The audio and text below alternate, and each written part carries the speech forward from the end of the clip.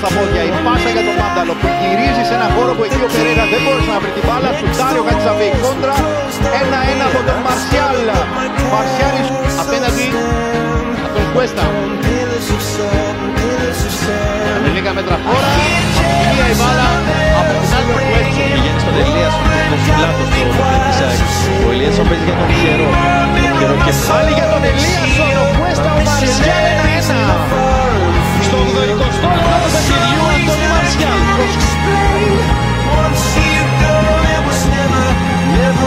Λιβάη Γκαρσία ανάμεσα από τρεις. Πέρασε ο Λιβάη Γκαρσία. Με τον Πιερό και ξανά Λιβάη Γκαρσία. Γυρίζει πάλι Αντώνη Μαρσιάλ. Λιβάη Γκαρσία που κάνει πάρα πολύ καλή τρίπλα. Δοκιμάζει να περάσει για τον Λιβάη. Μπάλα χάρη στο Μαρσιάλ που κάνει το 0-3. Την κίνηση που θα ήθελε στον Μαρσιάλ.